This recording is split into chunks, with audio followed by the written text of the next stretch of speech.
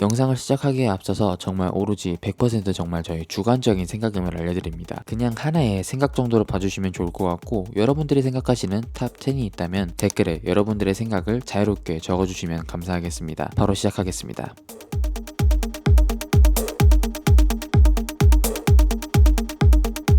그래도 기준이 나름대로 있어야 되니까 제가 선택한 기준과 브랜드를 알려드릴게요. 저는 22년 이후에 출시된 현대, 기아, 제네시스, 르노, KGM, 쉐보레에서 차량을 선정을 했고요. 국내에서 생산되지 않고 수입이 되는 타오나 콜로라도 같은 차량은 배제를 했습니다. 또한 N 모델 같은 스포츠를 지향하는 차종이나 ST1, 포터 같은 영업용 트럭 같은 차량도 미리 배제를 했다는 점 우선 알려드립니다. 순위를 말씀드리기 전에 먼저 어떤 차량들이 거론될 것인지 말씀드릴게요. 먼저 현대에서는 투싼과 아이오닉 6 이렇게 두 대를 골랐고요. 기아에서는 니로와 니로 EV 이렇게 두 대를 골랐고, 르노에서는 XM3 하이브리드라고도 아시는 르노 아르카나 이테크 하이브리드를 한 대를 골랐습니다. 쉐보레에서는 트레이블레이저를 골랐고요. KGM이 조금 문제인데 티볼리, 코란도 이모션, 토레스 EBX, 액티언에서 총 4대를 골랐습니다.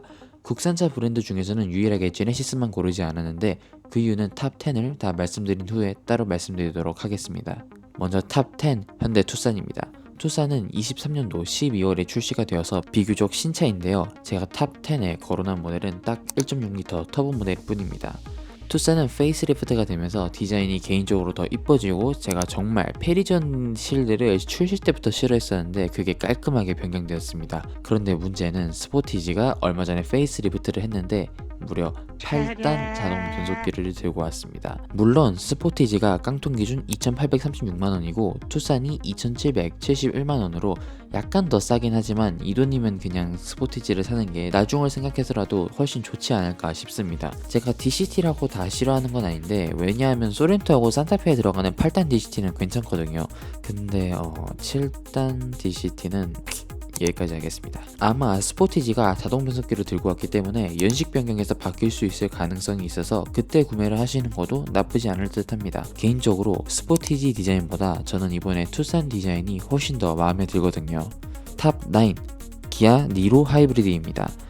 니로는 사실 예전에 스포티지하고 소렌토 같은 차에 하이브리드가 없었을 때만 해도 하이브리드라는 이유만으로 굉장히 메리트가 있는 제품이었는데, 최근에는 1.6L 터보 하이브리드가 소렌토나 스포티지, 코나 같은 여러 차종에 장착되다 보니까 이제 하이브리드라는 이유만으로 추천드리기에는 조금 어려운 차량이 됐습니다. 또한 CCNC를 쓰는 대부분의 차량들에 반해 니로는 여전히 구형 소프트웨어를 사용하고 있고, 개인적으로 저는 지금 기아가 파는 차종 중에서 디자인을 싫어하는 차가 별로 없는데 그 싫어하는 리스트에 K8, 타스만, 그리고 이제 니로가 있습니다. 니로를 보면 나쁜 디자인이라고까지는 생각을 하진 않는데 너무 올드해 보여요, 디자인이. 특히 리어에 로고 있는 부분이 정말 다시 봐도 너무 별로인데, 기아차가 스포티지 구형 같은 거나 EV6 당시 K8에서 매끈한 면을 살려서 거기에 로고를 붙이는 디자인을 했었는데, 니로는 정말 진짜 괴상하게 이상한 거에다가 로고를 붙여가지고 조금 올드해 보입니다. 그리고 실내도 전체적으로 블랙 하이그로시를 너무 과도하게 사용을 하기도 했고, 인테리어도 인포테인먼트 스크린과 클러스터 디스플레이가 서로 다른 위치에 있는 것부터 시작을 해가지고 소재 때문에 너무 차가 가격에 비해 저렴해 보인다라는 느낌이 있어서 가성비 없는 차 9위에 니로를 올렸습니다. 탑 8은 르노 아르카나 이테크 하이브리드입니다. 전체적으로 디자인 면에서는 정말 국산차 중에서는 정말 독보적인 외관 디자인을 보여준다고 생각을 합니다. 원래 XM3였는데 이게 로장주 로고가 들어가면서 아르카나로 이름이 바뀌었습니다. 그러면서 조금씩 소소한 변화가 들어갔는데 굉장히 마음에 드는 부분들이 많아요. 하이브리드이기 때문에 도심 주행에서는 준수한 연비와 경쾌한 출력을 누릴 수가 있습니다. 다만 소형 SUV 중에서는 꽤 크기가 있어 보이지만 전폭이 너무 심할 정도로 좁다는 부분과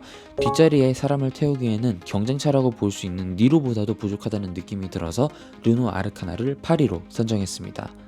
탑 7은 토레스 EBX입니다.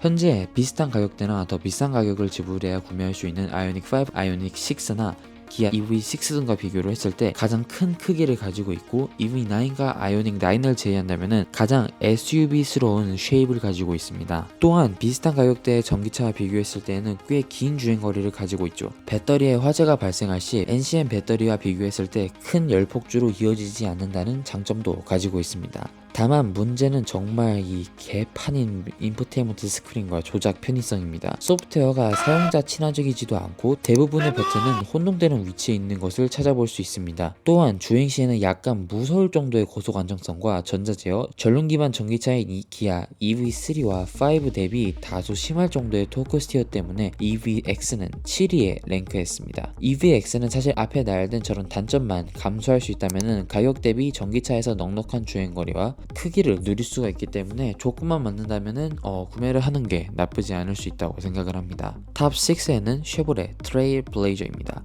트랙스와 마찬가지로 동급에서 정말 가장 뛰어난 고속 안정성과 승차감을 개인적으로 보여준다고 생각합니다. 하지만 우리가 미국 시장을 보는 게 아니잖아요. 여기는 한국입니다. 한국 시장에서 성공하기 위해서는 풍부한 편의 장비 또한 필요한 덕목이라고 생각을 합니다. 트레일블레이저는 사실 이 부분에서 오늘 여기 나온 차량 중에서 가장 마이너스라고 생각을 합니다. 우선 2024년에 나온 차에 차로 유지 보조 없습니다. 트랙스에서 자랑하는 오토홀드 없습니다. 그리고 2열 에어벤트도 없습니다. 한국에서 팔리기 정말 어려운 조건을 다 갖추고 있다고 생각을 해요. 하지만 이 차가 탑6에 랭크된 이유는 그만큼 고속주행 안정성과 승차감이 개인적으로 타사 대비 정말 압도적으로 뛰어나다고 생각이 들기 때문에 6위로 선정했습니다. 탑5는 현대 아이오닉 6입니다. 이 GMP에 대해서 저는 정말 승차감이 좋다고 평가하는 차량들이 없는데 그거에 대한 저의 자세한 생각은 이전 영상을 참고해 주시면 감사하겠고요. 개인적으로 EGMP와 짭 EGMP들을 전부 다 포함해서 가장 승차감이 좋은 건 전 아이오닉 6라고 생각을 합니다. 아이오닉 6는 사실 주행거리도 준수하고 승차감도 좋고 저는 현대차 그룹에서 제네시스 빼고는 승차감 위주로 만든 전기차 중에서 가장 뛰어나다고 생각을 해요. 그런데 문제는 이제 소재와 디자인입니다. 저는 이게 아직도 어떻게 올해의 디자인상을 받았는지 저는 잘 모르겠어요. 개인적으로 보통 한국에서 안 이뻐 보이는 차도 해외에 나가면은 이게 이뻐 보인다라는 경우가 있거든요. 또 주관적인 영역인데 저는 한국에서 산타페를 처음 딱 봤을 때 이딴 게 디자인? 이런 느낌을 지울 수가 없었는데 저는 지금 해외 거주자거든요. 어느 날 지나가다가 되게 특이한 차가 지나가길래 고개를 돌렸는데 와 진짜 오렌지색 산타페가 너무 멋있는 거예요. 조금 이야기가 샜는데 그런데 솔직히 아이오닉 6는 해외에서나 국내에서나 못생겼습니다. 솔직히. 또한 구형 소프트웨어를 쓰고 있고 개인적으로 소재도 좀 가격 대비 아쉽다고 생각을 합니다. 이제 페이스리프트나 전면 환골 탈퇴 수준으로 바뀐다고 준비 중이고 아이오닉5도 소재가 패리되면서 많이 좋아졌기 때문에 PE 모델이 나온다고 하면은 구매를 한 거가 나쁘지 않을 것 같다 라고 생각을 합니다. 이제 탑4인데요. 개인적으로 여기서부터는 진짜 제 지인이 산다고 하면 뜯어 말릴 차종만 남아 있습니다. 4위는 KGM 티볼리입니다. 사실 가격이 싼 건 맞아요. 그런데 지금 티볼리가 세 번째 페리를 했잖아요. 엔진이 2차 페리 때 업그레이드가 됐었는데 지금은 원래 2015년 당시의 엔진을 그냥 쓰고 있습니다. 한마디로 가격을 낮추기 위해 성능을 너프시켰다라고 생각을 하시면 됩니다. 저는 개인적으로 저 차가 전혀 싸다고 생각을 하지 않아요. 쌍용이 자꾸 착각을 하는 것 같아서 말씀을 드리자면 가성비는 가격 대비 성능이지 단순히 싸다고 가성비가 되는 게 아닙니다. 티볼리는 사실 지금 와서는 추천이 어렵다고 판단이 되어서 4위에 랭크되었습니다. 3위도 역시 KGM 차량이고요. 코란도 이모션입니다. 이 차 내가 분명히 엄청 옛날에 본 것 같은데? 맞습니다. 2022년 1월에 처음 나왔었는데 당시 회사가 죽고 사니 하면서 생산이 중단되었다가 24년 4월에 배터리가 늘고 뭐 약간의 개선을 거쳐서 다시 재출시가 되었습니다. 사실 원래 코란도 이모션은 정말 시티카, 정말 약간 저렴하게 막 쓰는 세컨카로 쓰기에는 저는 나쁘지 않은 상품성을 가지고 있다고 생각을 해요. 승차감이나 고속 안정성도 솔직히 위급인 토레스 EVX보다도 더 나은 수준이라고 생각을 하고요. 문제는 6월에 기아에서 EV3가 나왔고 코란도와 단돈 200만원 차이로 구매를 할 수 있게 되었습니다. 저라면은 KGM께는 죄송하지만 대가리에 돌는 게 아니고서는 무조건 EV3 사라고 합니다. 이 차가 아직도 나의 첫 전기 SUV 이렇게 홍보를 하고 있거든요. 적어도 이 캐치플레이즈를 쓸 거면은 저는 현재 가격에서 300만원 정도는 빠지는 게 맞다고 생각을 합니다. 그럼에도 3위로 랭크를 한 이유는 이 차의 택시 모델이 있죠.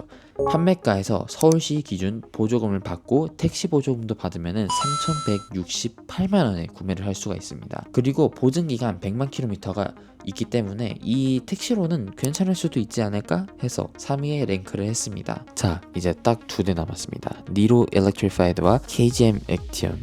둘 중에 정말 오랜 고민을 했습니다. 사실 제가 이거 스크립트를 쓰면서 이 차들의 장점에 대해서 생각을 했는데 아무리 생각해도 둘 다 장점이 보이지가 않았습니다. 니로 EV 역시 EV3의 존재 이후로 가성비가 전혀 없어졌고 구형 소프트웨어를 쓰고 있고 가격도 EV3보다 훨씬 비쌉니다. 액티온은 미션이 바보고 여전히 소프트웨어 UI UX 토레스와 마찬가지로 진짜 노답 수준이고 그리고 핸들에 유격이 있다는 평가를 받기도 하죠. 그리고 제가 예전에 액티온 가격표 공개하고 모두가 가성비라고 할 때 저는 이 차 전혀 싼 게 아니라고 이미 여러 번 말씀을 드렸습니다. 저희 구독자라면은 뭐 액티온이 너무 터무니없이 비싼 차라는 거 이미 알고 있을 거라고 생각을 해요. 그래서 결국 디자인으로 평가를 하기로 했어요. 니로 일렉트리파이드는 올드하고 액티온 디자인은 조잡합니다. 하지만 전체적인 디자인 후보로만 본다고 하면은 액티온이 조금은 더 낫다고 생각을 해서 니로 EV를 1위로 그리고 액티온을 2위로 최종 선정했습니다.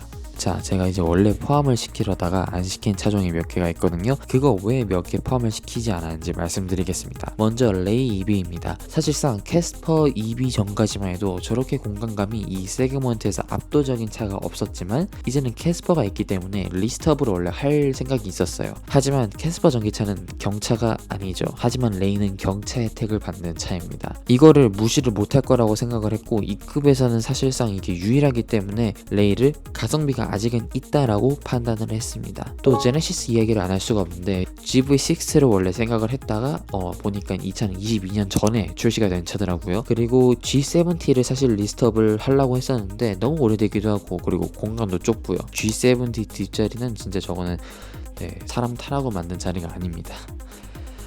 그런데 여성분들 입장에서 한번 생각을 해봤어요. 여성분들은 그리 큰 차를 선호하지 않죠. 이 G70가 고급스럽게 가죽으로 감싸진 차를 원하면서도 그렇게 크지 않은 차를 원하는 여성 소비자들에게는 아직 꾸준히 사랑받고 있다고 저는 판단해서 G70를 포함시키지 않았습니다. 토레스 페이스리프트의 경우 아마 원래 리스트에 들어간다면 탑 9, 10 정도에 들어갈 예정이었어요. 하지만 저는 토레스가 아무리 UI UX가 쓰레기고 눈 커버 이슈 등이 해결이 안 됐고 뭐 그런 여러 가지 단점들이 있지만 그 가격대에서 아직까지 그 크기의 차를 기대할 수가 없다고 생각을 했고 고속 안정성이 정말 저는 전혀 좋은 편이 아니라고도 생각을 하지만 가격을 생각한다면은 이해가 충분히 가능한 차라고 생각을 해서 토레스도 포함시키지 않았습니다. 르노의 경우에는 콜레오스 가솔린 버전을 솔직히 한번 타보고 싶었어요. 근데 솔직히 현실적으로 하이브리드 비중이 90%가 넘는 차여서 이거를 타볼 수 있는 기회가 없었고 그거 빼고는 사실 르노는 신차가 하나도 없었기 때문에 쉐보레도 마찬가지고